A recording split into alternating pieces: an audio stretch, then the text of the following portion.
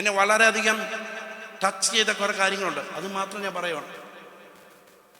ഞാനൊരു കേരളത്തിലൊരു സ്ഥലത്ത് ഞാൻ ഓൾട്ടർ കോൾ ചെയ്തുകൊണ്ടിരുന്നപ്പോൾ 6ാം ക്ലാസ് പഠിക്കുന്ന ഒരു ചെറുക്കൻ, അവൻ വന്ന് ദൈവസന്നിധി സമർപ്പിച്ചു. എന്നിട്ട് അവൻ എൻ്റെ അടുത്ത് കൺഫസ് ചെയ്ത കാര്യമാണ്. ഞാനുണ്ട് വേറൊരു ദേവദാസൻ കൺഫസ് ചെയ്ത് ഇങ്ങനെയാണ്, അവൻ ഡ്രഗ്സ് എടുക്കത്തില്ല. 6th സ്റ്റാൻഡേർഡ് പഠിക്കുന്ന ചെറുക്കനാണ്.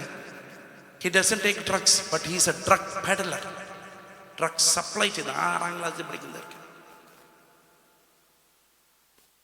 വിശ്വാസി പിള്ളേർ, അവിശ്വാസി പിള്ളേരുടെ കഥകളല്ല ഞാൻ പറയുന്നത്.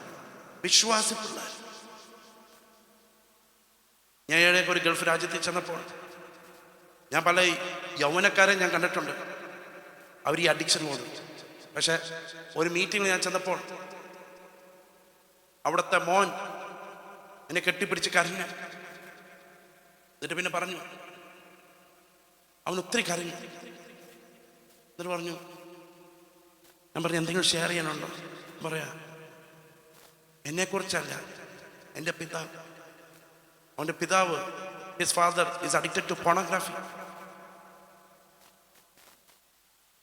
സൺഡേ സ്കൂളിലൊക്കെ വലിയ പദവിയിലിരിക്കുന്ന, പക്ഷേ പോണോഗ്രാഫിക്ക് അഡിക്റ്റ്. എന്ത് മാതൃക ഉള്ളത്! ഞാൻ പറയട്ടെ, ക്യാരക്ടർ എന്ന് പറയുന്നത് നമ്മളിവിടെ നല്ല വസ്ത്രം ഇട്ട് ഇവിടെ വരുന്നതല്ല ക്യാരക്ടർ. ക്യാരക്ടർ നമ്മൾ ഒറ്റയ്ക്കിരിക്കുമ്പോൾ നമ്മൾ ആരാണ്, ദാറ്റ് ഈസ് യുവർ ക്യാരക്ടർ. ഇന്ന് ദൈവം അതാണ് നോക്കുന്നത്. When wealth is lost, nothing is lost. When health is lost, something is lost. When character is lost, everything is lost. ദൈവം നമ്മുടെ സ്വഭാവത്തെ നോക്കുന്നത്.